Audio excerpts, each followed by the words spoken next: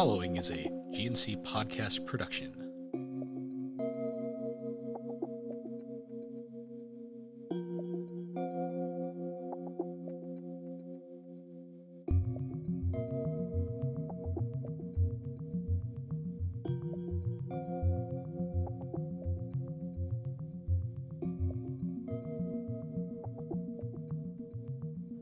Welcome to Geek Addicts, a pop culture podcast.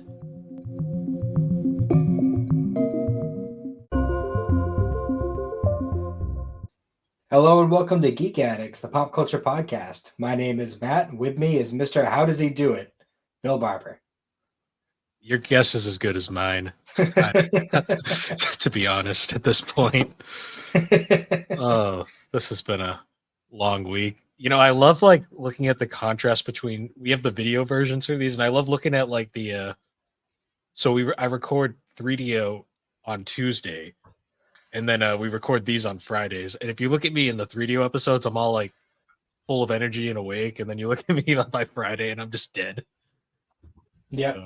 I'm totally with you there, man. It's rough sometimes. I know we were debating whether or not we wanted to record a double last week, and between my cold and just the exhaustion of the week, it just didn't have it in me.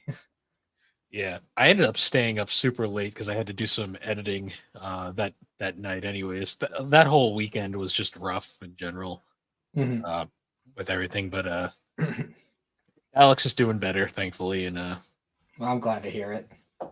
She's moving on a bit. But yeah, it's been a hell of a week. Just long and just tiring, basically. Yeah. Understandable. You been catching up on anything over the past week, or? So I recently got back into comics, and I've been kind of on a comics binge as of late. Gotcha. Don't ever get into comics, people. It's a lot. Yeah, the only way I'd ever get into American comics is if I had like a Shonen Jump-esque app I can read it all on. So there's a fun little fact about that. This might be dangerous, but there's actually there's two apps that you can get on your phone. There's Marvel Unlimited and there's DC Infinite, which are essentially exactly what you just described. Fair enough. I knew stuff like that existed. It's just this. I don't know. I know that there's no way I'd ever get into collecting like at least physical editions. Like, you know, reading it online or something like that's reasonable. I could work that out. Well, first of all, I have too many expensive hobbies as it is, and not enough money to go around. So adding another one just is not in the cards. Yeah, so I'm like long past the days of collecting floppies and like single issues because no thanks. That's a lot of work. And the nearest comic store that gets new issues in is like 45 minutes away. Yikes. And I don't want to make that drive once a week, so understandable. Yeah. Yeah, I don't remember if I mentioned it or if it was afterwards or not, but I caught up with Spy Family, the manga, on Shonen Jump, so I'm up to date on that. So you saw you read the volume 11 stories with the hostage situation, I'm guessing. Yeah, with the bus. Yeah, I fucking love that arc. That was such a great. Good arc. I can't wait to see that animated. It's gonna be know. Great.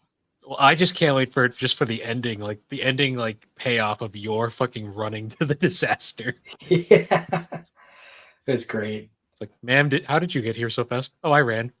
Also, like, you know, spoilers to anyone who's anime only, but like Damien's mom. Yeah, we don't know yet. There's a lot of questions there. There's some resentment going on there. Yeah, we don't know about her yet. There's a bit of a questioning. Also, I don't know if it was just due to like dubbing or whatever, but like it didn't really like register in my mind that what the hell is his name? But whatever, the Daddy Desmond. I forget his first name. Oh, Desmond. Desmond. I don't remember his name. I know it's Damien and Dimitri or whatever are the kids. Donovan. Donovan, yeah. Donovan. It didn't register from watching the anime dubbed that he was practically the president because they keep referring to his wife as former first lady Yeah, in the kind of. manga. So, Yeah, but there's that was some. that whole thing was interesting. I like that. Now we have Plan C involved with Yor and her. Yeah, that. You know something about the dub that I noticed that like you'll never be able to unhear once you connect the dots. What's that? Lloyd's voice actor is the same guy as the guy from Death Parade, Yes, I did know that, and it's definitely odd. and they're kind of the same character, sort of. It's interesting. They are, but they aren't. It's an interesting contrast between the two. Yeah. Um, but yeah, aside from that, I finished Bully Oh, nice. the day after our last recording, actually. And almost instantly, I was like, I finished the game, and I still had like 2 hours to play video games. And I was like, I was jumbling between a bunch of them that I have for my PlayStation, and I ended up starting Dragon Quest Heroes 2. Hmm. Pretty fun game so far. I'm enjoying it, definitely. It's a Muso game, so I mean those are all really fun. They're just they're kind of games that you have to be in the right mood to play because they're basically just like endless hack and slashers. It's basically Dynasty Warriors with Toriyama art. Yeah, it's funny how there's like a Muso for everything now. Like there's the Fire Emblem ones. There's Persona 5 has one of its Yeah, own. yeah. There's a Zelda one too, isn't there? I think well, Gundam technically did it first, but Zelda was like one of the first ones to really start the whole idea of like having Dynasty Warrior games with different universes. I mean, I'm totally into it. I mean, at the moment, Dragon Quest is the only universe that I'm really interested in delving into. But also, oh, excuse me. I promise there won't be as much coughing this time. I am feeling a lot better.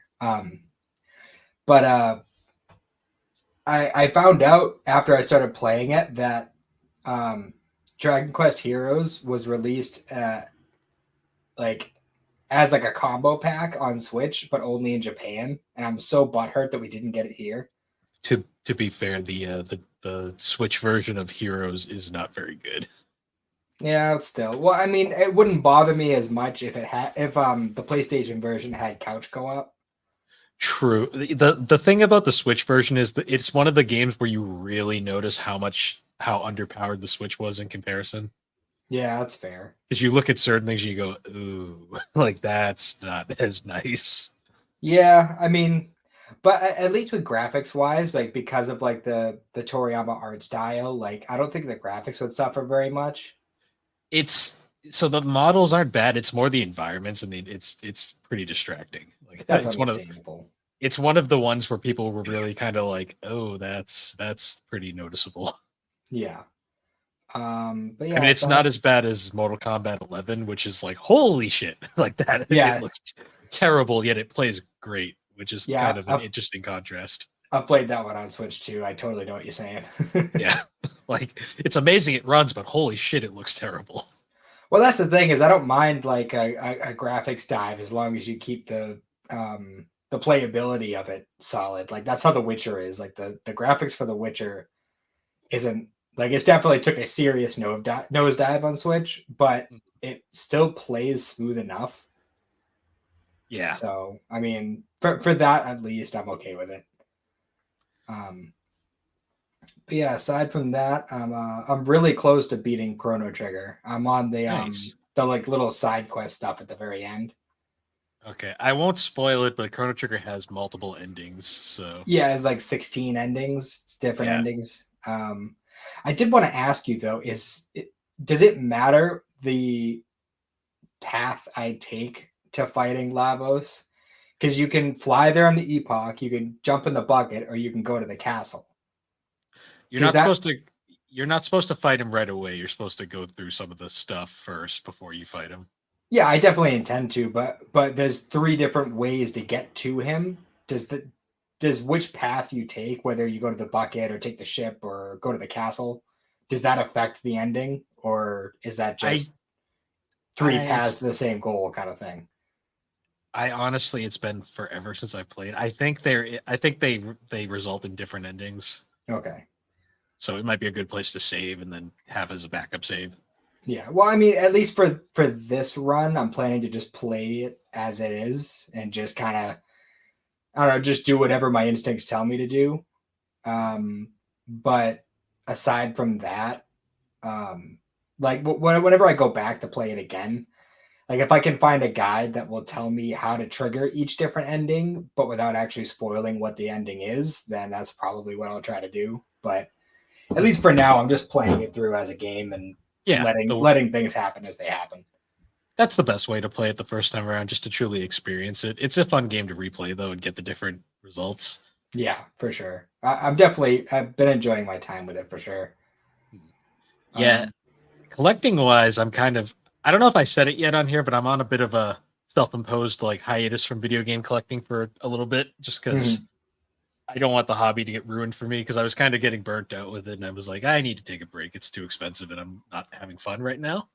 But there comes a point where like if there's nothing out there that you really like that interested in getting, you're just buying it just to buy it. And at Yeah, this point, I think you've probably done that enough. yeah. Like lately, I can only buy so many shitty PS1 racing games before I get bored of it. Yeah. So I mean, for the sake of say like the 3DO, like it makes sense to yeah, get more games for that for the show. But that's the only outside real of that, console I'm still collecting for right now, just for show games. But even then, that's like few. That's like every couple of weeks I'll buy a new game. yeah. That's kind of why I got back into comics, because I needed a new like kind of something to keep me interested. Because manga wise, I'm pretty much caught up on all my ongoings. Now Mhm. it's just new releases when they come out. Yeah. Um, and then other than that, like I'm really not collecting anything else regularly. So I kind of wanted to get back into comics. I'm not really doing like I said earlier, not collecting floppies. I'm mostly getting trades, the collected editions, Mhm. which is nice. Mostly just older ones because I'm trying to catch up on old storylines and stuff. Um, I gotcha. I did actually buy a couple floppies though, like single issues. One of my fun collecting goals, not really to read them. I actually want to get them framed as wall art, but I've been trying to collect all the wedding issues. Wedding issues. So like the Superman and Lois Lane, the wedding out Superman the wedding album is a good one. I gotcha. I have the Spider-Man Mary Jane wedding issue on order, and then I have Wally West and Linda Park from The Flash coming in. All right. It's just a fun little gimmick because I've had the Superman one for years, Mhm. and it's I have the trades of all of these, so it's like I don't really need to read the singles anymore. So I kind of want to get them framed because they're kind of cool. Gotcha. Um, are you planning on getting the Sandland game when that comes out? Yeah, probably. I got to budget for it, but I did plan on picking it up. Mhm. Trailer looked good, so Yeah, it looks really fun. It has like a very do you know who developed it? it's the studio that did the Diamond and Pearl remakes and One Piece Odyssey. Okay. Yeah, yeah, I think you did tell me that before.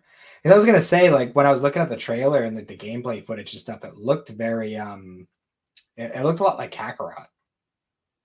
It did to a degree, probably similar graphics engine. It's definitely not CyberConnect 2 though. There Mhm. because gameplay wise, it looks very basic.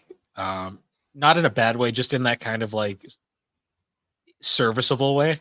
Mhm. Well, it definitely had more vehicle options, which is cool. True. It looked a lot like One Piece Odyssey to me, where it's like it's a good looking game that technically is functional. It just isn't anything super crazy or out there. It's a very serviceable game, I think is the best way to describe it. That's fair.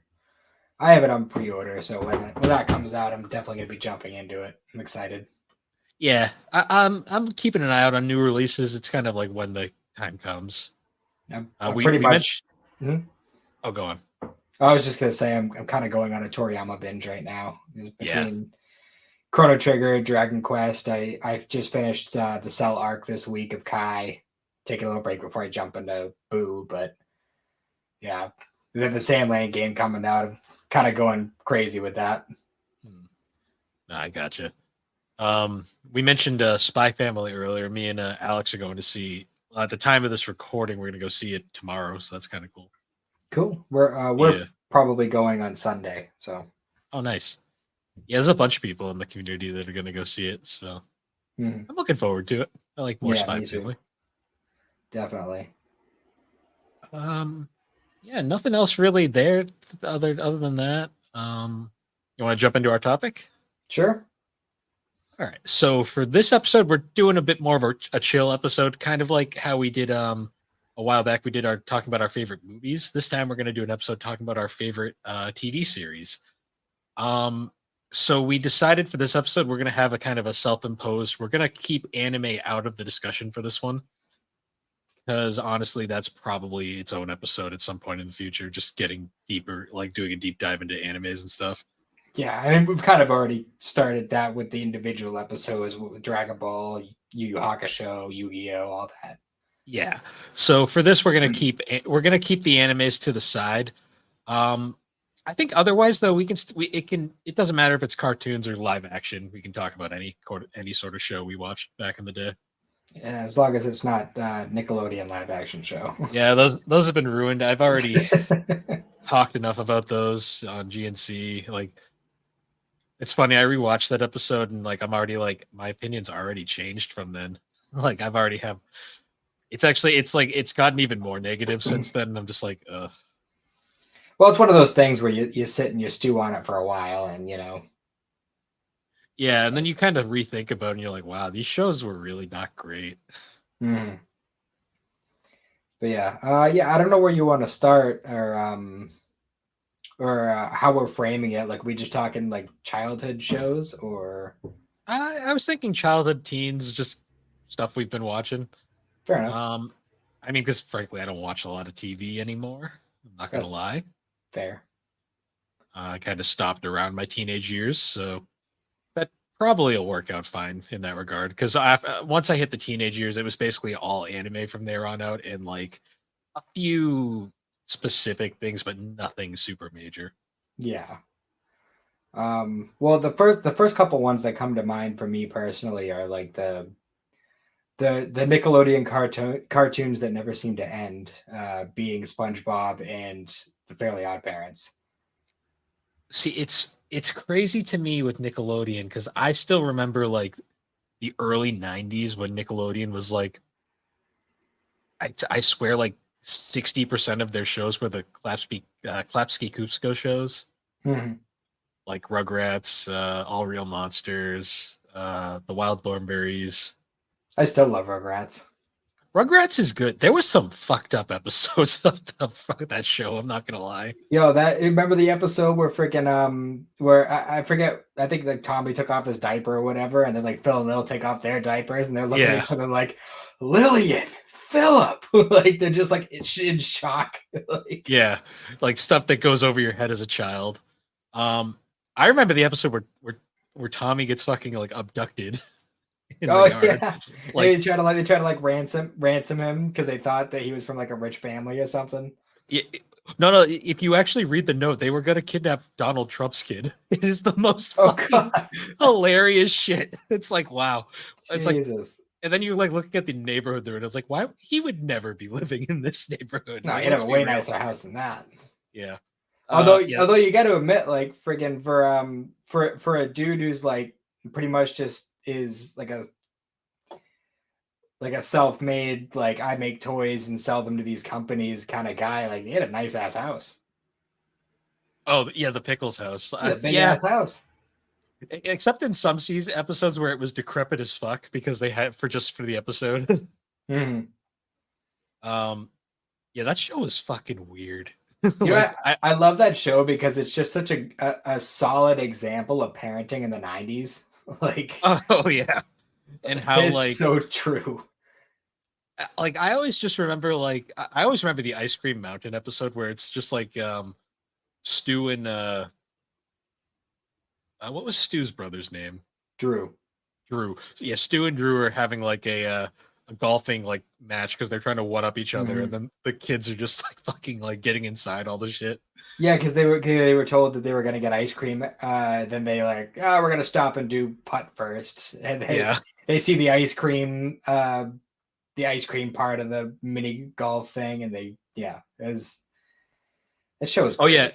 And they sneak inside of it and they find out it's rigged because the guy running the mini golf thing was rigging it.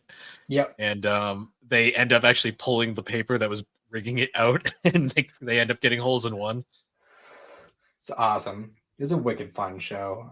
I remember the vacation episode because you can't find that episode anywhere anymore because the song had like legitimately the song Vacation by the Go-Go's in it. And it's like because of the licensing, you just can't find that fucking episode anywhere anymore. Because obviously with my daughter, we've watched Rugrats like here and there over the past couple of years, and one thing I noticed is that the guy who composed the music, his name is Mark Mothersbach. Oh, that's yeah, he's the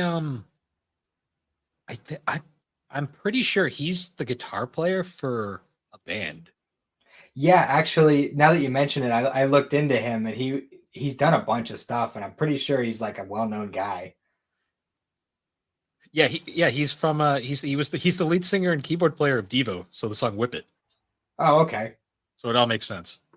Yep. That's about right. Um Rugrats was big. The other big one from that period to me was Hey Arnold. Yep. That show Yeah. was fucking complicated. That show is really dark at times. Yeah, it was well it was Matt Groening's brother-in-law did it. I can't remember his name right now, but yeah, he was that show was so different compared to like the other Nickelodeon shows at the time. Mm-hmm. Yeah, Uh, it was weird having like that kind of suburban setting or not urban setting for a kids cartoon hmm. and not Yeah, there was having it like I don't know. It's just the general vibe of the show is so different. yeah, it was definitely very unique for the time, and there's a reason why it stuck around so long. Um, I'm trying to think because then there was also like Rocco's Modern Life. That was another. That show was insane. It was just literally insanity. I remember watching it as a kid, but I could not tell you a single thing about it. It's one of the ones you got to rewatch because there's so many fucking inside jokes that like kids will never get. Like my favorite is the one where, where Rocco is literally like he gets hired as on a sex hotline because they don't say it, but literally he's like, "Oh baby, oh baby, oh baby, this is Big Hit." Like it's like the dumbest. Um, yeah, that's one that like the parents in the room probably were like, "What the fuck?" Well, those jokes, those jokes were written for the parents, though. I mean, you get a lot of that in the shows like Rugrats and stuff like that. Like, That one was blatant though. Like holy shit.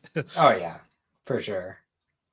It's funny, like you brought up SpongeBob. SpongeBob debuted in '99. Yeah, it's been around for a long time. I still remember the pilot, like when that launched. Bubble Stand, I think it was. Yep. Yeah, because wasn't there like no words in that one? It was just No, that was Reef Blower. That was like an right. in between episode they did. Gotcha. Well, it's funny because they Bubble Stand was the pilot. Well, it was the first episode that aired, but the pilot episode was aired it afterwards. But that was the one where he gets the job at the Krusty Krab. Yeah, that's the one I remember. Yeah. Because that has the Krusty Krab. There's the Reef Blower interquel. The only time they ever did like a weird interquel episode that's Yeah. like silent for whatever reason. Mhm. And then the episode where he meets Sandy. Oh yeah. Because then Bubble Stand was the pilot. I always remember Bubble Stand just because it was like, what a perfect way to start a show. Yeah, that was I don't know. The like first couple like 2-3 seasons of SpongeBob was like top tier cartoons at the time. Everything up to the movie, the first Yeah, movie. for sure. You I have to always say loved the Mermaid Man and Barnacle Boy stuff.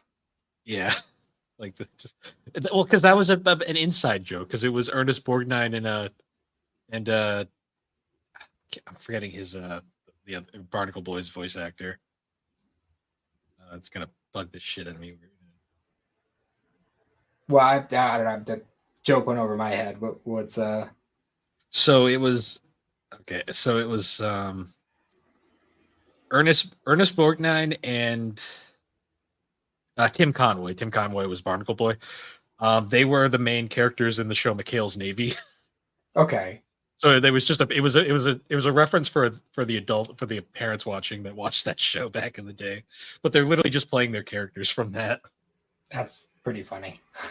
Yeah, it was a fun thing like that. Mm. I still remember the first Plankton episode. Yep. It's crazy, What about crazy shit. the episode you forgot the pickles? I remember that one. My favorite to this day, because me and Alex still quote it like every day, is the late night delivery episode Uh, where SpongeBob and Squidward have to deliver the pizza to the guy, right. and they get lost. But Yep. I remember that episode because there are so many quotable lines in that, like Squidward, we're saved. They're like, it's just a stupid boulder. It's not a boulder. It's a rock. The pioneers used to drive these babies for miles. And then when he runs over Squidward just starts chasing him. He's like, hold on there, Jethro. Jesus. There's that. And then the line me and Alex quote all the time is when they deliver the pizza and the guy's like, where's my drink? You forgot my drink? My diet, Dr. Kelp? We always quote that whenever we're buying soda or something. Oh, we're getting a pizza. My favorite episode growing up was always the Bubble Bowl episode. Oh well, yeah, because Sweet Victory. Yeah, Sweet Vic. That song is still like I still remember when that song slaps. It does. When Steven Hillenberg passed away, there was the petition to get it played at the Super Bowl, which the NFL gave all SpongeBob fans the giant middle finger at. Bullshit. But I remember because NASCAR then to take a dig at the NFL made a whole like promotional video for the Daytona 500 and used Sweet Victory in it. Just as a middle finger to the NFL, which was kind of funny. Solid. Yeah, SpongeBob was classic. Like just so many great episodes. Yeah, it's one of those things where if I see an old episode playing, I'll always sit down and watch it because it's just you can't not. Yeah, those first few seasons just like still hold up to this day. Yeah. Fairly Odd Parents was another one that I really liked, but it definitely overstayed its welcome. Oh, for sure. Like once they started before the baby showed up. The baby was pretty blatant. I think that the best finale for that show would have been like something like Channel Chasers was I think like the point where I thought it really would have been a good ending. I loved that one. Channel Chasers was really good. All the TV movies were pretty good in general. The Jimmy Timmy Power Hour. I remember that just because the 3D versions of the Fairly Odd Parents cast are horrifying.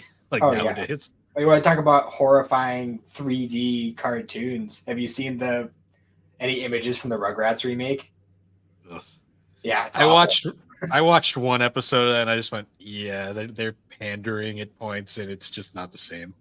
Yeah, I didn't even watch any. I just had to look at what it looked like, and I said, "Yeah, no way, that looks awful."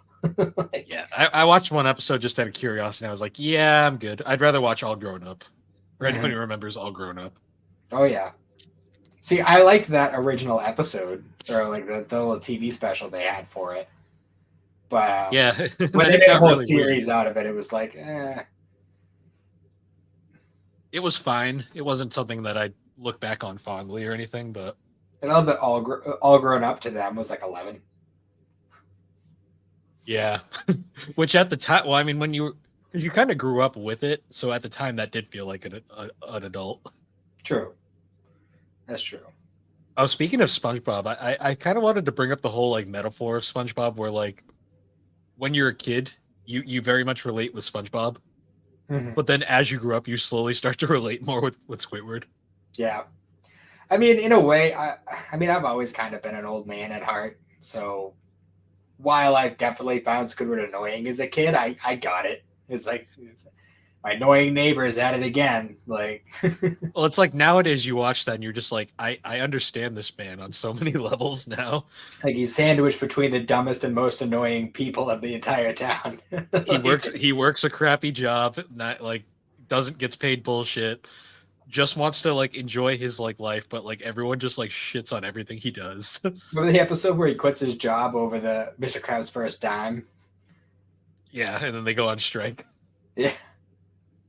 I remember. Do you remember when he goes to the runs away and goes to like the it's like that village of nothing but Squidwards, He has like a retirement home for Squidwards. and it's like he loves it at first, and then he realizes how miserable it is. Mm-hmm. Because I mean, being surrounded by people that are just like you, I can imagine would be fucking like hell. Because it just be like the same shit every day, exactly like that He's dull episode. as hell. Yeah. But yeah. Oh man, yeah, that was a classic. Going back a little, we had mentioned it during the Yu-Gi-Oh episode, but Saturday morning like cartoons and stuff. Like I still remember getting up every morning to watch Fox Kids in the morning. Yep. That was a great time because like you'd get up and you'd catch your Power Rangers every week, Mm. and then you'd get like a couple anime stuff. We're gonna leave out for now. Yeah, I mean, I watched Power Rangers a little bit, but it much like Transformers, they just never really did it for me. I don't know why. Maybe I don't know. Maybe it's just a weird thing with me. I know, like, I knew tons of kids who loved Power Rangers, and like, I mean, I found it enjoyable to watch every now and then, but it just didn't catch me the way it caught a lot of other kids. It was very much just like high energy bullshit, like and Mhm. just like the most ridiculous nonsense. It was, I mean, because the whole thing that makes Power Rangers so fascinating is when you discover years later that it's actually a westernized version of a Japanese product. Hmm. Because essentially, it's basically they took the Super Sentai like footage and they basically would take all of the actual like in costume sections and then they like film their own footage using American actors and then they would intersplice it together. You know, I think on some sort of subconscious level, that's what always threw me off about it, and I don't think I ever like actually noticed it like and recognized it for what it was, but I knew something was off whenever I'd watch it as a kid, and I'm thinking that's probably what it was. Yeah, it's very much dumb. It's very much just dumb nonsense fun, and that's Although kind of I, why I liked it. although I do have a picture of myself when I was like 4 years old meeting the Red Ranger. I think I was the Red Ranger for Halloween multiple years. So, I might have been. I'm not well, sure. no, not the Red Ranger. I was the Green Ranger. Oh no, I remember what it was. I wasn't. My aunt's only 4 years older than me, so we had a lot of like that kind of stuff together. But she was the Pink Ranger one year for Halloween. That's what I was Ah, thinking of. But yeah, I always used to watch Captain Planet on Fox Kids. Captain Planet. That show is hilarious to me because like I remember like I think everybody watched Captain Planet, but like I don't know a single person who has positive memories of it. I loved that show. Personally, I would purposefully get up early so I could watch it. I could just like I never got into it. Like I think it was mostly just because I had other things I was into at that point. But it was always on like in the morning, so you kind of just you just watch it. Mhm. See, I always thought it was funny just because like they all had their power rings, and then like the kid with like the one that was like the heart, it was fucking useless. Yeah, Like that one never did anything. for real. It's like, oh, some animals are out of control. I'll use the heart to stop their rampage. What? It didn't work? Shit, let's call Captain Planet. I just like the kid with the fire ring. He just set everything on fire. Then his main villain was Hitler. God, I totally forgot about that. In one of the versions, anyways. The other was it was pollution in another. Oh, jeez. Hitler was in a lot of cartoons back in the day. Like, do you remember the Hey Arnold episode he was in? No, I don't. It was one of Grandpa's like it was the Grandpa like story episodes that apparently he beat up Hitler. Oh, God. It is such a like wild episode to watch nowadays because you're just like, what the hell is this? Um, yeah, I should think some other shows. Ed and Eddie was a one that I watched a lot. I loved Ed and Eddie. So I remember me and Alex used to like we would kind of like channel hop, like we'd go through like Nickelodeon phases, Mhm. and then we just have like a Cartoon Network phase for a while, and then we'd have a Disney phase, and then we go back. Mhm. Cartoon Network was always Cartoon Network, like during like the cartoon, like early cartoon era. Their shows were untouchable. Yeah, for sure. I remember Ed, Ed, and Eddie. I liked Ed, Ed, and Eddie because it had a satisfying ending. Yeah, for sure. Which I actually didn't actually see that ending until like way later. But Same. I remember watching the Big Picture Show is what it was called. mhm. Um, Great way to end that series because it really kind of it to me like the all the foreshadowing in that show with like Eddie's brother is like you can tell just like by the way he talks and like how like anytime he thinks his brother's going to show up he's terrified. You're like you realize real fast his brother's a piece of shit. Mhm. And then once you get the final reveal, it's like, oh, it all makes so much sense. Yeah. Um, yeah, there was see, I never saw that one until like way later, but the one I always remembered was the Friendship Day one. It was like a TV special. Yeah, that was a good one. I always remember Ed, Ed and Eddie because my mom fucking hated that show. Yeah, mine too. She'd The always be like, I fucking hate this show. The fact that you guys watch it. I'm just show like, was trippy as hell though. oh, it was definitely that is like a prime millennial cartoon, in my Oh, opinion. for sure. There was that one, Codename Kids Next Door was another big one. Okay. Yeah, that show, like I like that show a lot, but the episodes were hit or miss for me. Well, yeah, some of them were just dumb. Like, but then there was like others that were really memorable. Like the pink eye episode, I hated that one. Oh, yeah, that was gross. There Yeah, was some there were some real gross episodes, but there was also some really funny ones. and the delightful children from down the lane were creepy as fuck. Well, especially the reveal later that you find out they were just like brainwashed K and D kids. Mhm. I remember that. That was a good show. I still remember the finale of it where it was like half live action, half like animated. That's bizarre. It was kind of like this. It was kind of like a document. They did it like a documentary where they brought back the cast as adults, and the adults were played by live action people. That's weird. Yeah, it was really it was an interesting finale. That's for sure. Mhm. Um, So you said you didn't really you always had trouble finding Kids WB, so you didn't really watch it too much. well, because Kids WB didn't have its own channel. Yeah, It it was was it just was WB, but like it was only on Saturdays and it was Kids WB. so Kids WB. I had to find it, and I did find it because that's how I watched a series of shows I wanted to bring up in particular, the DC animated universe. Yes, it's there's so many of those shows from, especially like that time period of DC shows was like the best. Like Oh yeah, Batman the like Animated Series, Superman, Justice League, Static Shock, Batman Beyond. Justice League Unlimited. Um, yeah, Batman the animated series to this day still holds up. All even the fourth season, which isn't as good as the first three.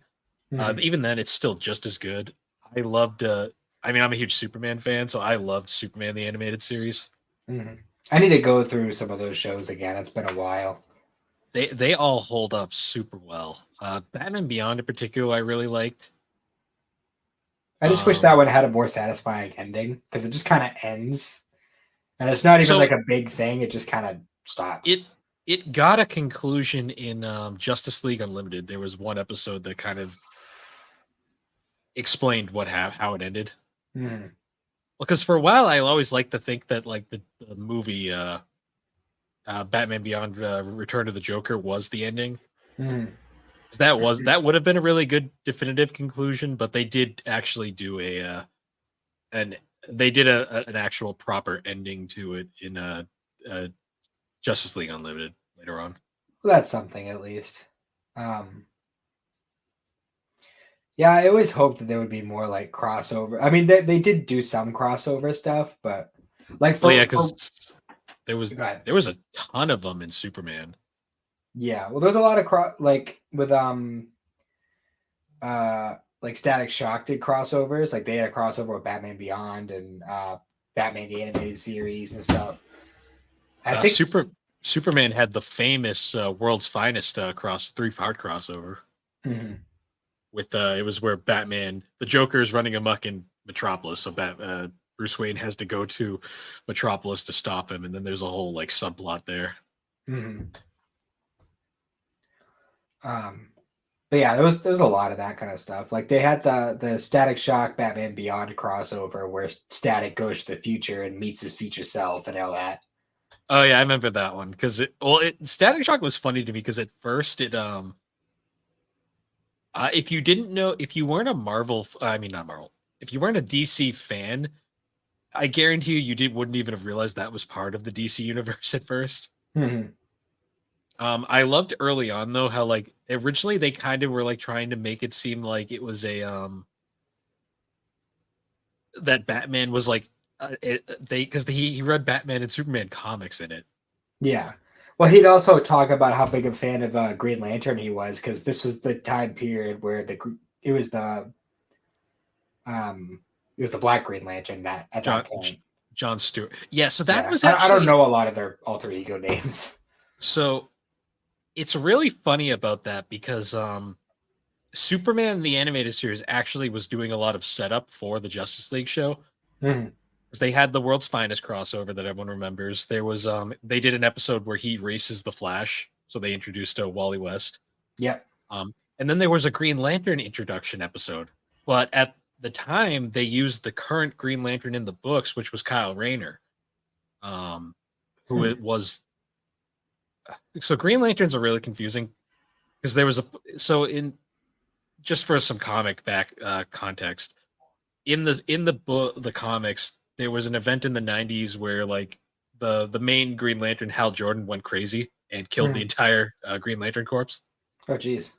And basically the before the Guardians went extinct, they gave the last remaining ring to this random, basically the first person they found, who was Kyle Rayner, who was an artist and arguably like the most creative Green Lantern there ever was. Then they gradually started reintroducing specific Green Lanterns, and then eventually, like John Stewart got his ring back. And I think the reason John Stewart got his ring back was because the Justice League show, because they when they were starting that, they used John Stewart instead of Kyle Rayner. Okay. Which is one of the reasons why a lot of people like remember. A lot of people vividly remember the John Stewart as Green Lantern, and they'll see like one of the other ones, and they'll be like, "Wait a minute, who's that?" But yeah, Static Shock was always one of my favorites growing up out of the DC shows because it dealt with a lot of like serious things like gun violence and like gang wars and shit like that. Like, yeah, that was a good one. I wish they crossed. I wish it did more after it ended because he didn't really appear in the Justice League shows other than the episode where they go to the future and they end up meeting Future Static at one point. well, the crossover I always wanted him to have at least like a special with the Teen Titans, and they even referenced the Teen Titans at one point in the series, but it never goes beyond that. So the problem was the Teen Titans show is technically a different universe. So the DC animated universe ended with Justice League Unlimited, and then Teen Titans was its own thing because they also had the Batman, which was that other Batman show from the time, which it was also its own continuity. And there was actually, because of those shows were all going on at the same time, there was actually embargoes that were going on between each show. Like Justice League wasn't allowed to use like any Batman characters aside from Batman because they were all being used in the Batman at the time.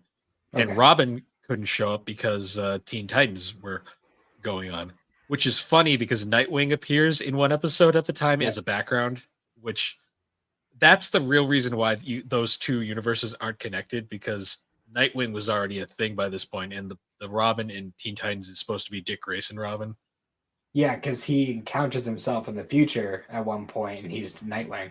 Yeah, it was really confusing because a lot of people don't realize that Dick Grayson hasn't been Robin for like almost, I think, like 30 years at this point. Yeah. Because he stopped being Robin in like the 80s. Hmm. Because the Robin at the time that show came out was Tim Drake, the third Robin. Mhm. Yeah, that's just, I don't know. That's just one of those things that always bothered me because it wouldn't have bothered me as much that they never had the Static Shock Teen Titans crossover. But the fact that they had that, it was a Static Shock crossover with Batman the Animated Series, and Static straight up asks Batman, like, hey, where's Robin? And he goes, oh, to the Titans. And then they just move on. Yeah, that's actually an interesting plot hole because so by that point, uh it would have been Tim Drake Robin because Dick was already Nightwing. Huh, that's an interesting like kind of what if kind of like headcanon thing there. Yeah. I don't know. It just would have been kind of a cool thing, but Oh, oh well. another clue that the Teen Titans show was definitely a different universe is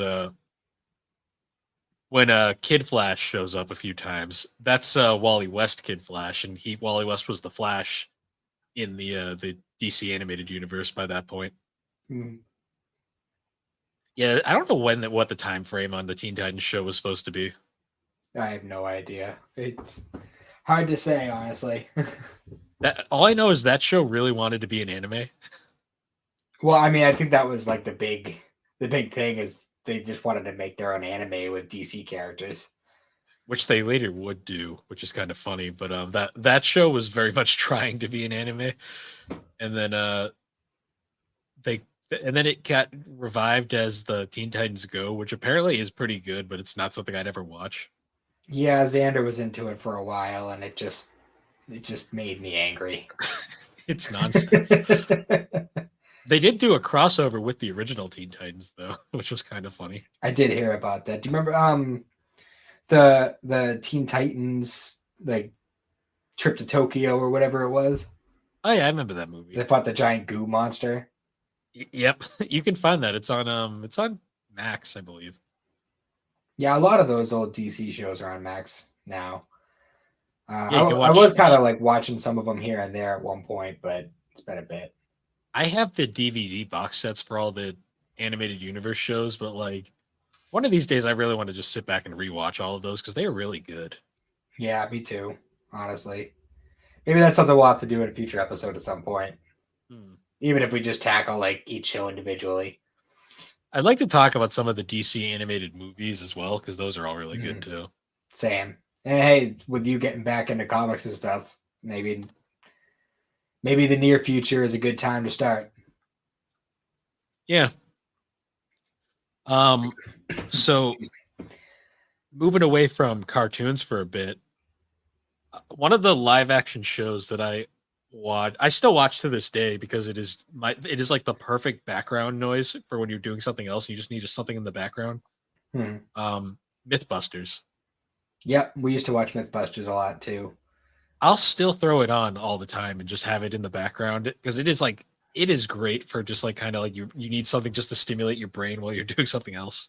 Yeah, I'd say there's like at the time I'd say there was like kind of like the trifecta of those kinds of live action like family shows. It was Mythbusters, How It's Made, and Auction Hunters.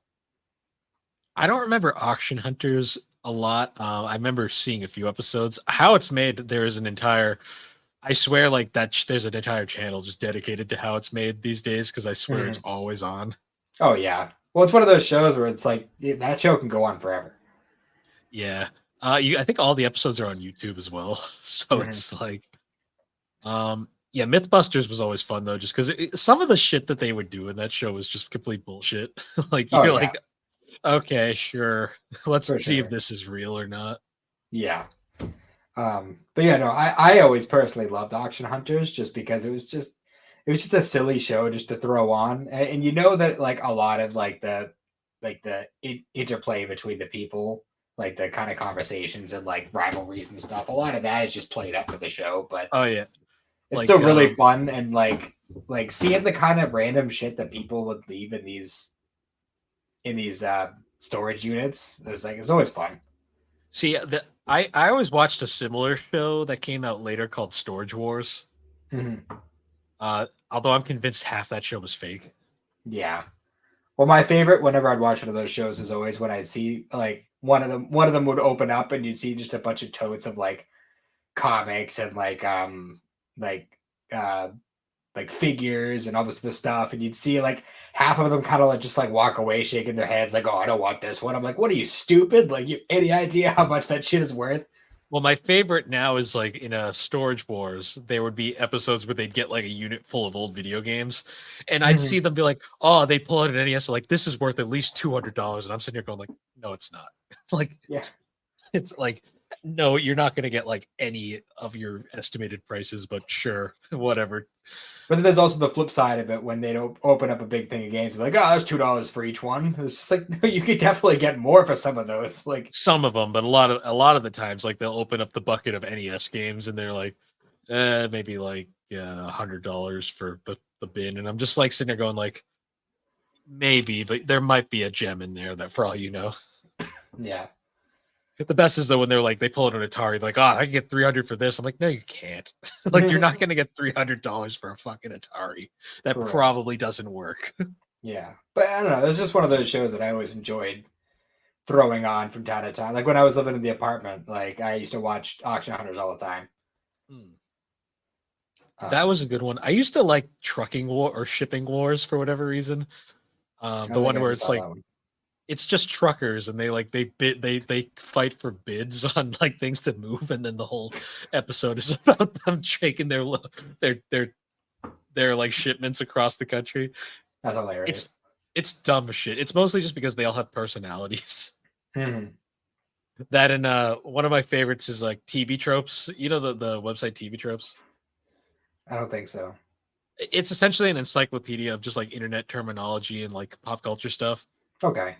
There's a page for shipping wars, and it's not referring to the show. It's referring to the concept of like romantic ships in like media. Oh, okay. I gotcha. But the description is like, no, no, no, this is not the page talking about naval combat, and no, it's not about the show about truckers going across the country fighting for business. And I'm just like, that's good. That's funny as hell. Yeah. Um, but did you ever watch I forget what channel it was on. They were on the same channel, but it was Mansers and what the hell was it called? The Thousand Ways to Die. You ever see either of those? A Thousand Ways to Die. I went through a Thousand Ways to Die phase. Me too. Um, I like the earlier seasons, and then it got too fucking graphic, and I'm just like, this isn't even fun anymore to Yeah, watch. and some of them are just bizarre. Oh, they're all fake. Like a lot of them were fake. Oh, I'm sure. I mean, did you ever see the number one way? I don't remember. Because you know, in every episode they would show like it would be like a mix. Like it would be like, oh, this is number 43 way to die. This is number 362 way to die. And they would, it wouldn't be in a specific order. They would just throw random ones on there. But I just happened to see what the number one was at one point, and it was like an Asian couple, and like they were like so like sexually stilted that they had been married for like 3 years and hadn't had sex, and and they actually went to go do it, and they were so nervous that they both had heart attacks during. That's a way to go. Yeah. Yeah, some of them were ridiculous. Like, Or the alcoholic who who like convinced his wife to like give him a beer enema and he died from it, from alcohol yeah, poisoning. like, I Just remember drink that. it, dude. What the fuck? Like, what the fuck's the matter with you? I remember that one. I remember the. So this show had a lot of very offensive stuff in it too nowadays. Oh yeah, both of those shows were, yeah, they did not age well.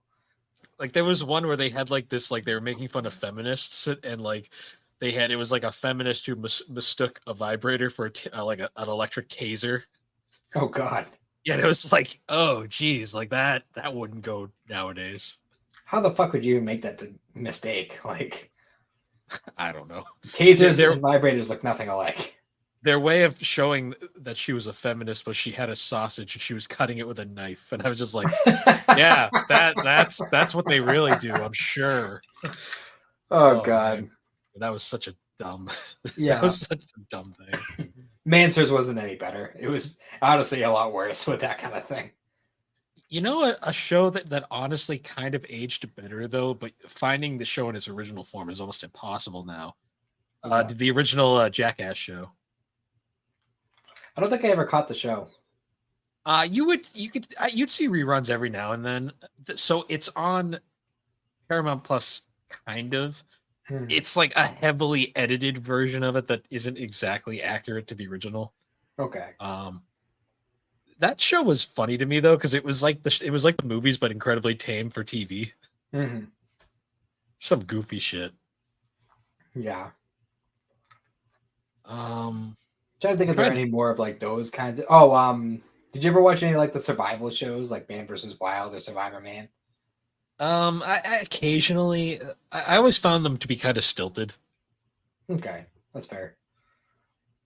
Over at my Um, dad's house, we used to watch that kind of stuff a lot. So I never really got into like those or like the drama shows. Like I never got into like Lost or anything or I never got into that one either. I remember when that one was like that was like the show to watch for a while. yeah. Although I'm Uh, starting to kind of regret not watching it because I found out later that a lot of that was based on Stephen King's The Stand. that's interesting. So it kind of makes me want to go back and watch it now. Huh. Okay. Yeah, I just remember because it was like that was like the thing for a while. Um, I could never get into it because it was one of the shows you had to watch every week, and I just didn't have the Yeah. patience. I mean, it was hard enough to do it with anime as it was. Yeah, no kidding. And we got one of those every day too. Like Yeah, and at least at that time. rarely rarely in order, but that's besides the point. Um, so we haven't brought them up yet. Did you go through a sitcom phase? I'm still going through one. Okay. So what was your like sitcom of choice back in the day? Like for me, it was Friends, but um, see, that's the thing is like, but it took a while before I got to an age where I had a sitcom of choice. It was really kind of just whatever was on.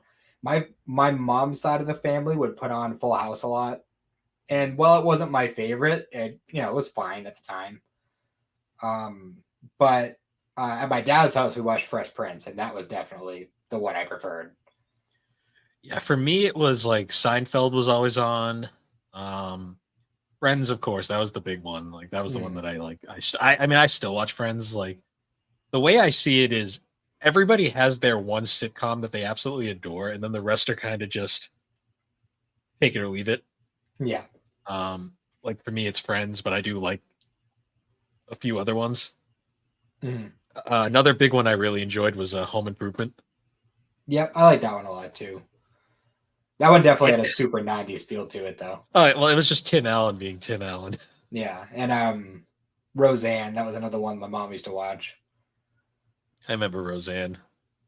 Um, Um, Married with Children, that was another one. I didn't watch that one as much. So I went on. So they actually sent me back when we were at Richards. They sent me on a training for like like a couple days, Mm. and the TV had like no channels, but for some reason I can always get Married with Children, so I just watched that. Jeez. Like it was Married and Children in the morning before I went to the training, and then I'd Mm. get back and I could get Comedy Central and I'd watch nothing but South Park. Fair enough. Which Um, speaking of South Park, yeah. that show's still going and still holds up. Yeah, for sure. Um, yeah, that's one that I always go back to. You can't not. And I didn't really actually start watching it until I was a little bit older. Not like old. It was like early teenage years is when I really started getting into it. But To be honest, um, South Park's a show that really isn't for kids because kids just don't get it. yeah. Well, see, it's the same thing with like King of the Hill. Like that was always on when I was a kid. My dad watched it a lot. Like and all the jokes went right over my head, and I just thought it was the dumbest show ever. I did not find it funny at all. My And then you wife and I watch it watch now, it. and My and wife you're and I like, watch it all the time now. It's fucking hysterical. propane, propane accessories, boggle. It's great. I still remember the first episode where with one of my favorite jokes is Bobby is Bobby's all like he's like, I'm gonna be a man now. I'm gonna get rid of all my kid stuff. And he's like talking to the neighbor's son, and he's like, all right, do you want my Chandler or my Ross? And the kid's like, Chandler. Because he doesn't it's just like, yeah, that's a good joke. Yeah. Yeah, we just watched the That's My Purse episode last week. And my wife and I have been saying that to each other constantly ever since. That's just a show that like embodies like that time period and like just like style, because it there's something about it where it's just kind of timeless in a way. Oh, it really is. Because like the Simpsons seasons 3 through like 8 are untouchable. Like that is like the best animated sitcom probably out there. But King of the Hill was basically solid all the way through. Yeah, for sure. Because I mean, even like Family Guy was okay for a couple seasons, and then it just became Family Guy. It's just the same. Like every episode is the same. It's, you know, a weird scenario. Oh, that reminds me of this time, and then we do a flashback. Yeah. And then we continue the story for 5 minutes, and then we got another flashback scene. You know, it's the same formula every time. I get it. Like those kinds of shows have a formulaic kind of structure, but then you got shows like Futurama, which doesn't really have that formula. It kind of just tells different stories. That show was canceled like 5 times, and it keeps coming back. It's back again now. Yeah, they finally brought it back because they finally got John DiMaggio to sign on. Yep.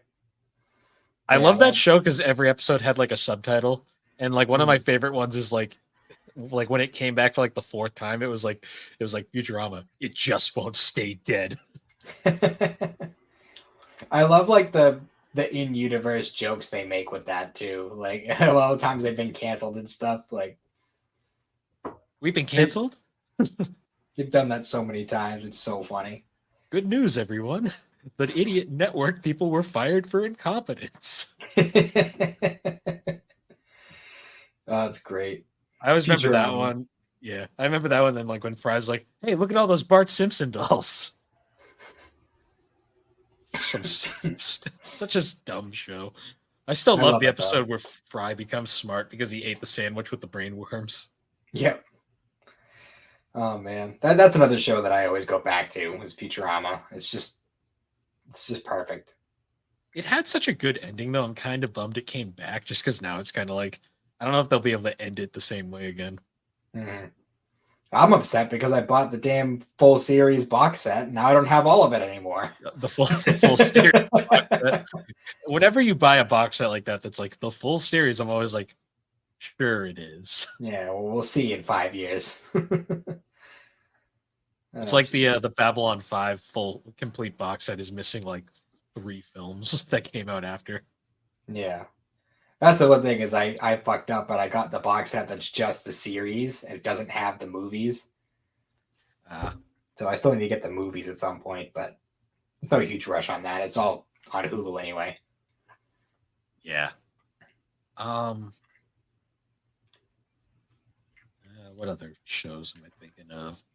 Oh, doubling back to Kids WB. Did you ever watch any of those like the Jackie Chan Adventures or Shaolin Showdown, any of that? Oh, Shaolin Showdown I watched all the time. That show, I won't say it's good still, but it's fun to watch. Well, that show instantly caught me because I'm like, hey, look, it's Krillin.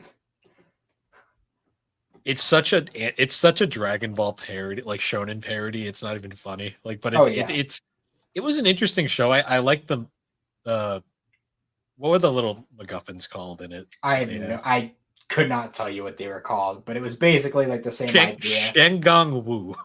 Is that what it was? Yeah, Shengong I don't know how the fuck you remember that. I never would have. I have that full series on DVD. I found it. Where the fuck did you get that? Because I've looked for it multiple times and I can never find it.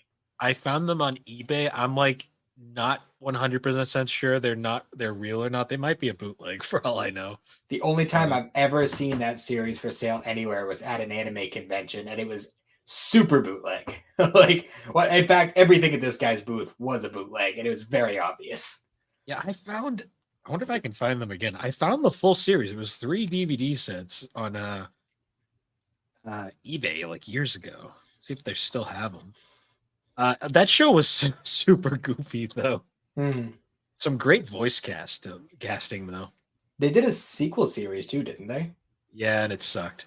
Did it? 'Cause that's the only one I can find. I can find the sequel series on streaming and like random places like that, but I can't find the original.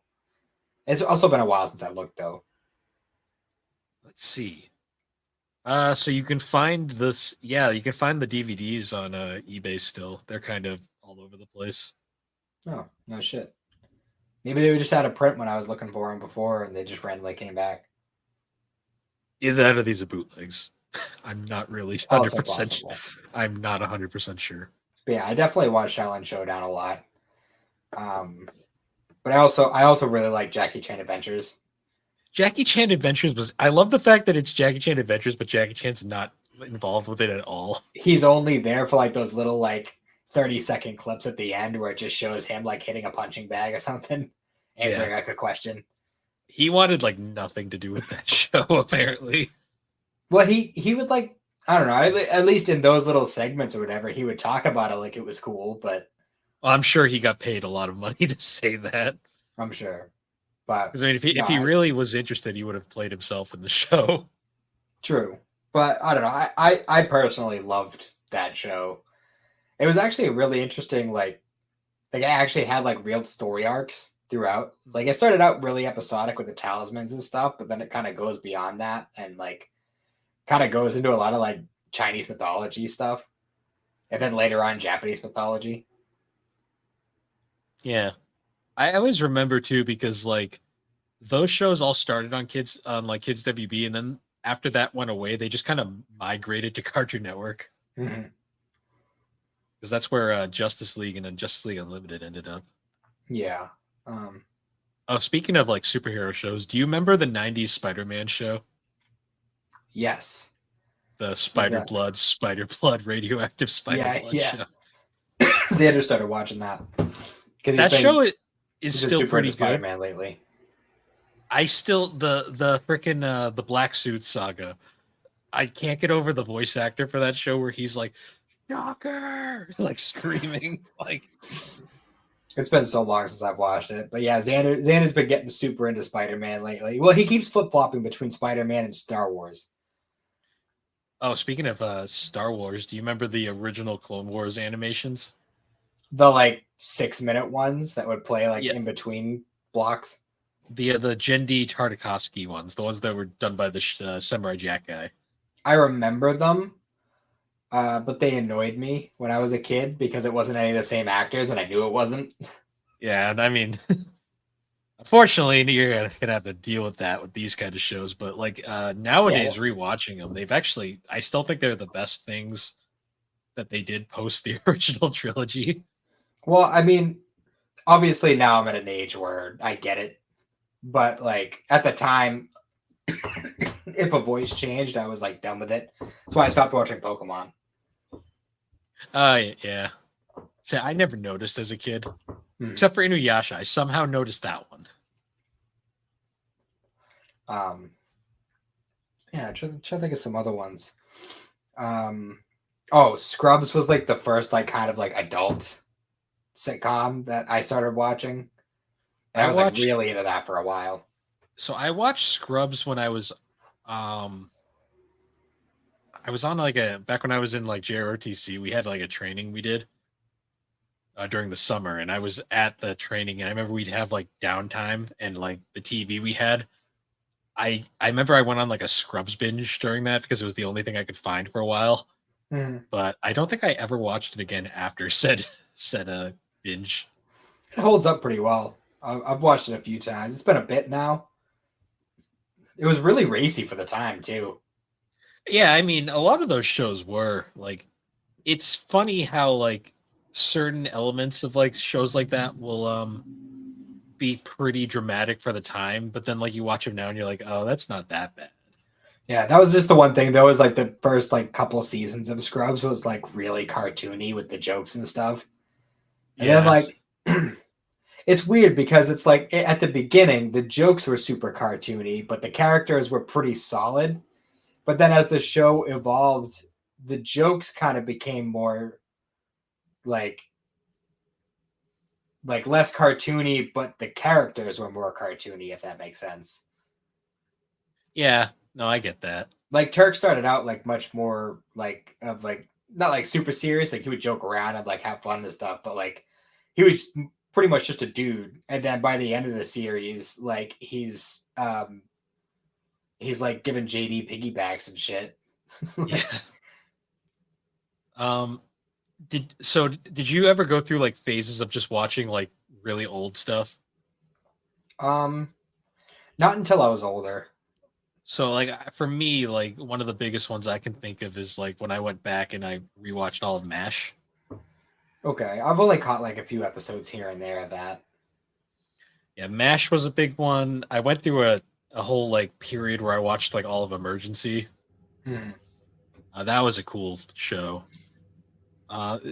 Old school shows like that were different because the humor was a lot less quippy and a lot more like it kind of hit like it kind of was like had a punch to it, and then it would all of a sudden go back to like grim seriousness. Yeah. It was different. Yeah, It, I think it wasn't until I really started getting into Star Trek that I started going back and watching older stuff. yeah, because like one of like the oldest like sitcoms I can think of is like Taxi Hmm. with Danny DeVito and like Christopher Lloyd and a bunch of older actors. Yeah, it's Andy Kaufman. Hmm. Jeff Conway is in there. Hmm. It was a good show. I find like older sitcoms like that were better written, like Cheers, um, Frasier, Hmm. like Wings and stuff.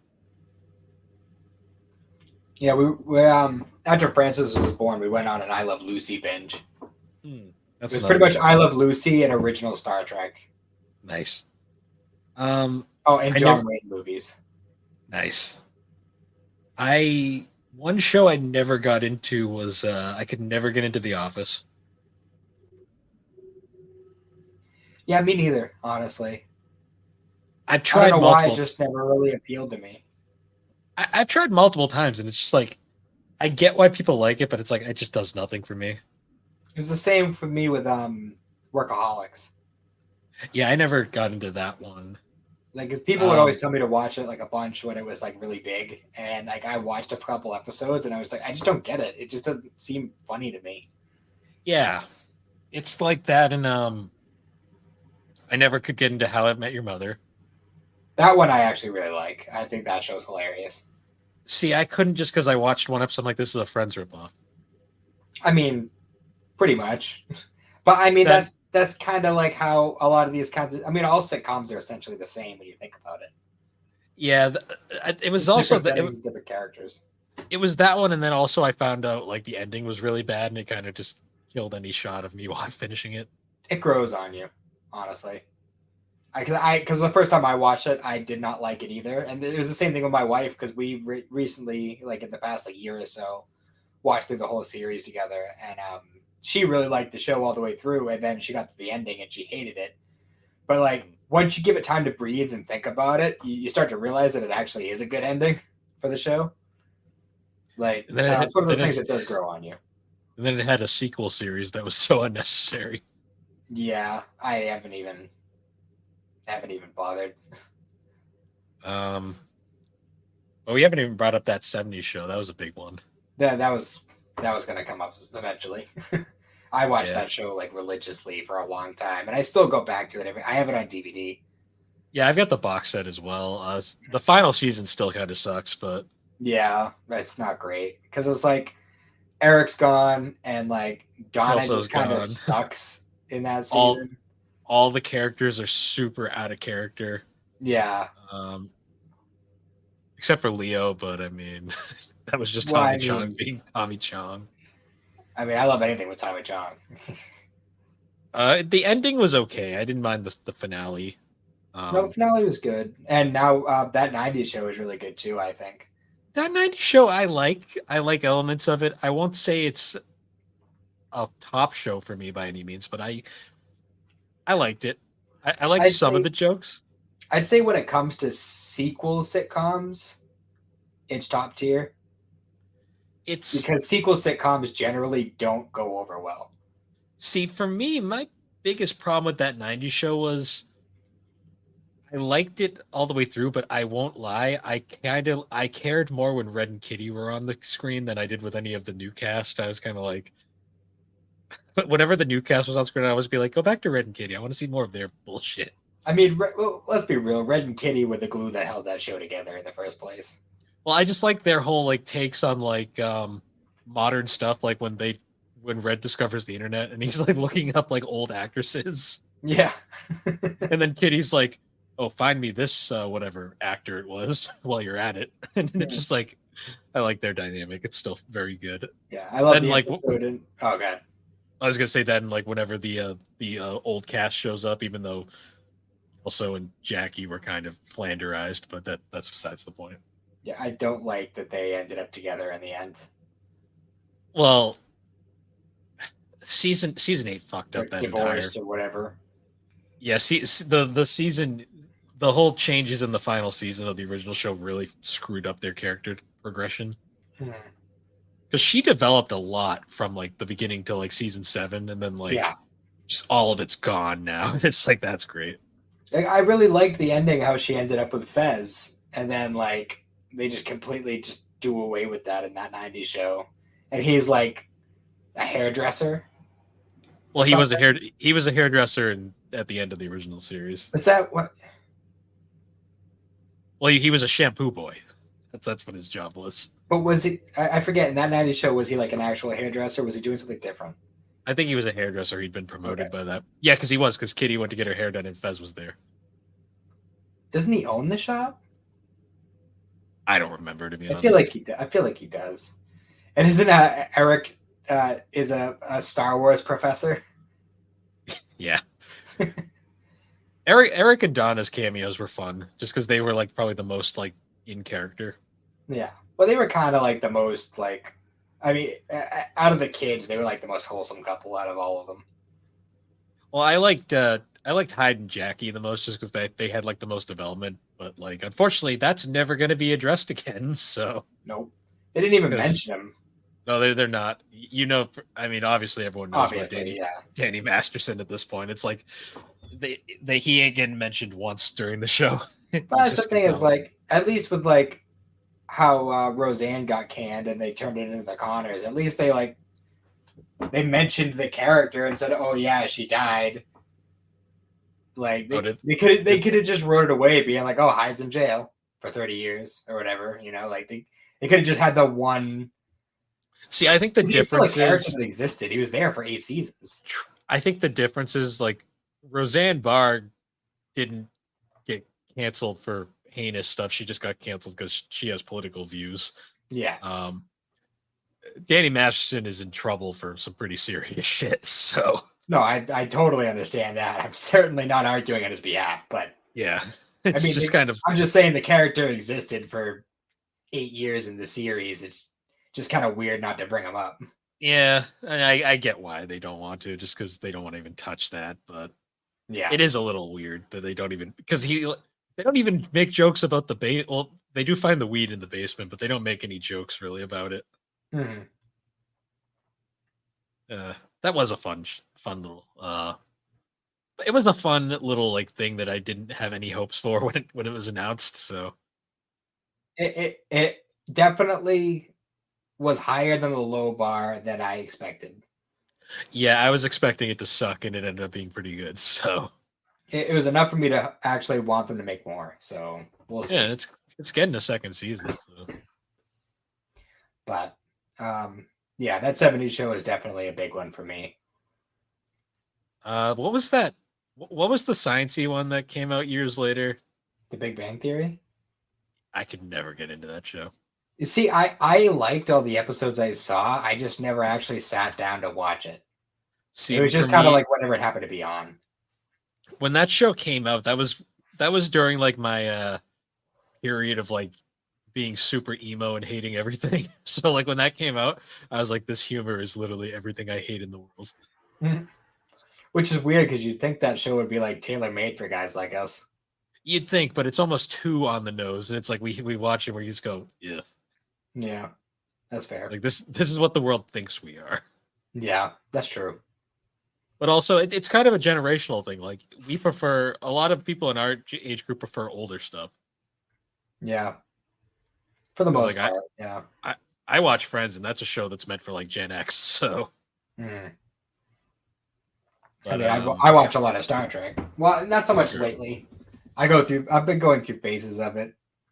Yeah, Star Trek's kind of timeless though in a way. Yeah. Well, I mean, it's kind of made that way, I mean, I watched a lot of Captain Kirk when Francis was born because obviously this is right after the tree situation. We didn't have Wi-Fi for a while, and I had the DVD sets for the original series. I didn't have anything else at the time, so we were just watching a shit ton of Star Trek, the original series.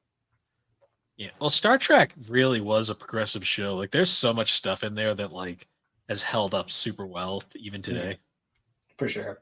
Even if like early the original series is kind of goofy at times. Oh, extremely. But I mean, some of it is so great. Like I love any episode with the original series Klingons. Yeah, they're so different. Yep. Especially in the DS9 episode where they go back into an original series episode and they see a Klingon and they all just kind of look at Worf and he's just like, we don't discuss it with outsiders. At least they got meta about it. Mhm. I mean, my favorite was the Trouble with Tribbles episode is still one of the best. That was actually the episode they went back to. Perfect. Yeah, that one's Uh, classic. Um, but I that's the still thing is, I remember. didn't really watch Star Trek as a kid. I didn't actually start watching it until maybe 5 or 6 years ago. See, I did watch Star Trek as a kid just because my dad was big into it and it was almost always on. You see, I didn't find out until after he already passed, but apparently my grandfather was really into Star Trek, and I'm wondering if maybe watched it with him a couple of times, but I don't remember it at all. It's possible. I mean, I remember as a kid, Voyager was still on technically, so I remember new Voyager episodes coming out. Hmm. Yeah, Uh, I don't know. I remember my dad watching Enterprise whenever that came out. My dad really But liked Enterprise. yeah, well, I mean that series definitely has its own following. I still haven't gotten around to. That's the only one out of like the older Star Trek shows that I haven't seen yet. It is very slow to start, but it gets so good when they canceled it. That's the consensus I generally tend to hear. Well, because it was this typical Star Trek trend where season 4 is where it really starts to get good, and they Mhm. canceled it right at season 4. Yeah, It was like, God damn it. that's weird though because I hear a lot of people say that about Voyager, but like I was really into those first few seasons of Voyager, I and mean, then I they're don't know, good. like towards later on, I started kind of getting like meh about it. Well, season 4 of Voyager is like the peak of the series because that's really where they get like 7 to 9 in. The Doctor has his like is probably his best because that's when he's really going off on his weird character development moments. Yeah, It had Year of Hell, like all sorts of great episodes. yeah. Wasn't that the one where Red was the villain? Yeah, Red Foreman's the villain. That's He the shows up a bunch of times in Star Trek. there's a lot of actors in Star Trek that just you wouldn't expect. I think he was like the president of Earth in one of the movies or something, or he's like the leader of the Federation or something like that. Maybe. Uh, we actually we should we're talking about sci-fi now. There was a big sci-fi like boom during the 90s and 2000s. Hmm. There was a ton of sci-fi shows. Most of them didn't make it past a season, but Yeah, I didn't watch many of them honestly. my dad has a bunch of the like season, like the the complete series because you can find them all. Hmm. Um, I still remember watching Battlestar Galactica, the original series. Hmm. Um, it's funny as hell to watch now because it's super campy, but I prefer it over the 2003 series, which just gets way too complicated for its own good. Yeah. My friend had explained how it ended to me, and it actually hurt my brain. So Yeah, those ones are always rough. um, yeah, but it's funny bringing up sci-fi in that time period. I know we're kind of edging like to the edge of what we could consider TV because it's technically an internet show, but I watched Red versus Blue a lot. Red versus Blue was very good. The old Machinima and Rooster Teeth days, back when both those things were still relevant. Yeah. Yeah, like the first 5 seasons of Red versus Blue, I watched like constantly back then. It's insane to me that Rooster Teeth is dying. Like it's going away very soon. I think they're already done. I think they already closed their doors. I thought they were finishing up a few things and then they were shutting down. I don't know. I haven't I'm really not followed. sure. Well, I have the first 13 seasons of Red versus Blue on DVD, so I'm not too worried about that. Oh, you'll be able to find all of it easily still because it's all going to be on YouTube probably. Yeah, and even though they're shutting the doors, was it is it WB that or I think whoever owns WB owns the remains of it. yeah, well, either way, like it's not like it's all just going into the ether. It's still owned by the parent company in anyway. So I mean, that They'll stuff still exists, and I'm sure they'll still sell stuff from it. But they'll keep Ruby going probably because that still makes money. But yeah, well, it would be stupid of them not to, honestly. yeah, Red versus Blue is pretty good. Um, yeah, I'm trying to think of anything else. Like there was. It's funny because There's there was a definitely lot. other ones, but Yeah, because I watched a lot of the cartoons on Cartoon Network and Nickelodeon and stuff, but like I can't remember a lot of them I anymore. mean, there's like there's Dexter's Lab, Powerpuff Girls, Cat Dog, fucking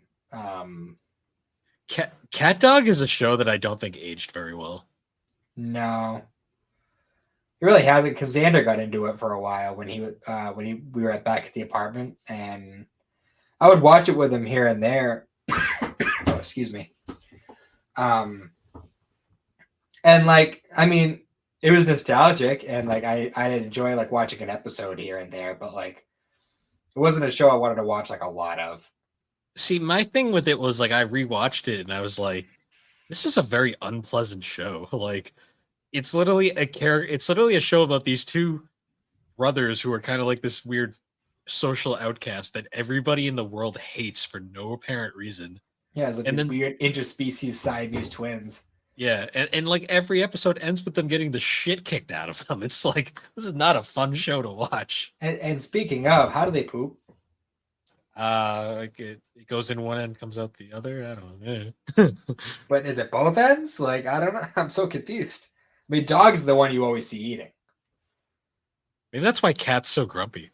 That would make sense. Would make Um, sense. Oh, Avatar. oh yeah, yeah, Avatar. That was huge when it came out. Huge. I remember. I still remember the first episode. Yep. I Boy remember in the catching that. Iceberg. Watching it weekly. Watching it weekly. I remember the big events. Like I still remember the endings to each season. Yeah. Especially season 1. Like that was like a big thing. Season one was big. The ending to season two, I think, was the biggest wham episode though. Oh, for sure. Because like But the Zuko was ending, like just about to like you thought he was gonna finally make the turn, mhm. the full turn to hero, and then he fucking goes completely the other way, and you're like, God damn it. Yeah. But like was the ending of season 1 though was just so like I think that one was the biggest shocker because that was the first like holy shit, people are dying in this show. Like we had at least 2 deaths, like of Killed like the known characters that are just straight up dead. killed the moon. The moon and that was that fire general guy that nobody liked. Zhao the Moon Slayer. Yeah. Who came back in Korra later on. Did he? Yeah. Korra's a show I tried to like. I just couldn't get into it. You see, that's the thing. For me, I treat it like the two Full Metal series. You can't watch them back to back. You have to kind of give each one its own room to breathe and kind of take them as their own things. I just don't think the characters in Korra were as likable, like as memorable. No, and the world isn't as fun. No, well, the whole like reason why like Avatar was such a tightly written show was all the characters were very likable, but they were also extremely flawed, which made them all like very like relatable. Yeah, well, it gave them a chance to grow. I mean, what's the point if there's no character development? Well, it's like it's one of the reasons why I didn't like the live action was because like they infamously toned down Sokka's like sexist bullshit, but that was a big part of his character because like he literally 4 episodes in goes to this island of warrior women and gets the shit kicked out of him for being a douchebag. Yeah, like And then that's the thing. by the end of the episode, he learns to respect women. It's like it's character development. Yeah, and even then, like he still has room to grow. But like that's the thing with, oh, excuse me, with a lot of these like reboots and remakes and adaptations of all this older stuff. Like I understand them wanted to tone down a lot of this kind of stuff, but they got to understand that when it was made, it was made specifically to be a flaw for them to grow out of. Oh yeah. So it's like if you take it away from the beginning, then you don't give them any room to grow, and they're just going to be a stale character. Yeah, it's that's I hate them wanting to edit things because of social norms. It's like you're killing the point. Like it's like the reason they did it that way is because it was different then. It's like banning To Kill a Mockingbird from schools because the racism makes the kids uncomfortable. That's the point. It's supposed to make them feel uncomfortable, so they don't want to be racists. Like, duh. Yeah. I could get into a rant about how I hate the school system, but I'm not going to do that in this episode. Yeah. For many reasons. But that's just how I look at that. Like, these things exist for a reason, and they make these characters the way they are for a reason. And when you Avatar was that, it ruins it. Avatar was just such a tightly written show. Yeah, and it's not as long as you'd think. Like if you hadn't watched it since you were a kid and then you went back to it, like you remember it being a lot longer, but it's really short. It's only 3 seasons, and they go by pretty. Season 3 is incredibly fast, but there's so much. Like when I first introduced it to Xander, he binged it in a weekend. Oh yeah, it's a quick show. Well, because it's one of those shows that you start watching and you just can't stop. Mm-hmm. I mean, I've actually rewatched it like twice in the last 2 years because it's just been one of those things. It's definitely one of those ones that has that staying power. Yeah, I mean, there's a reason why it's getting it's getting a live action reboot because it's one of those shows that was just like such a phenomenon when it came out, and it still holds up in every way. Yeah. So you said you watched the new one? I've seen a few episodes of it. Is it at least better than Shyamalan's? I haven't watched it yet. Oh, I mean, it's better than. I mean, that's not hard. Yeah. It feels like it definitely it's trying to be accurate, but it's one of those things where like it's fine, but it's like at the same time I'd rather watch the original. So it's like the live action Full Metal in that way. It's better than that, but not by much. Fair. Like in terms of live action adaptions, I'd rather watch Rurouni Kenshin. Mm-hmm. I'm assuming One Piece is. I'm gonna just assume One Piece is better. That's probably fair. Yeah. It's just kind of one of those things where like it's fine, but it's like I didn't really like it that much, so I'd rather just watch the original. Understandable.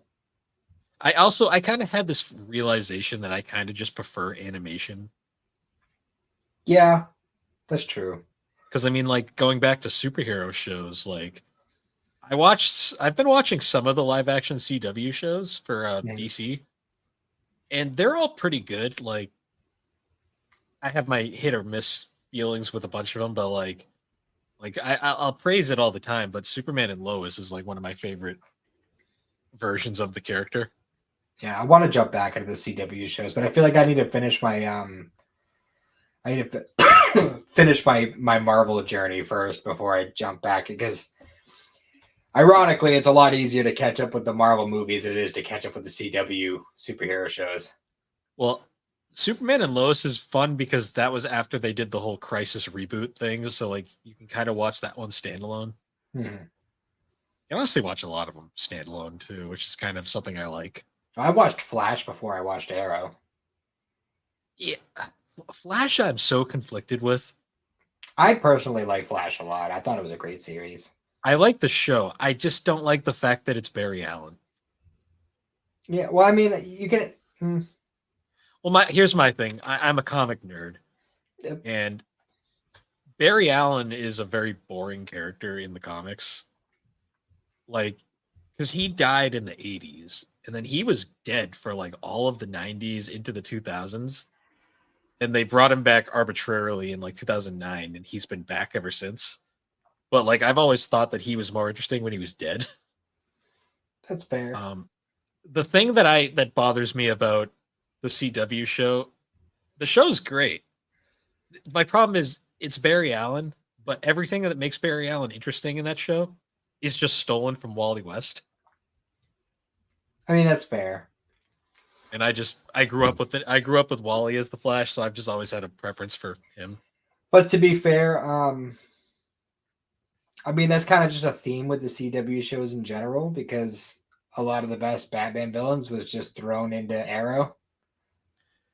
Yeah, Arrow is an interesting one because they've kind of the Green Arrow was going through a weird period when that came out because he's like completely a different character now. Oh yeah, Arrow was fine though. I didn't mind Arrow. yeah, I definitely like that one. I liked Legends of Tomorrow a lot. Legends of Tomorrow was really good. Supergirl was really good. Yeah, they went back in time and met Tolkien. It's great, and George Lucas. Yeah.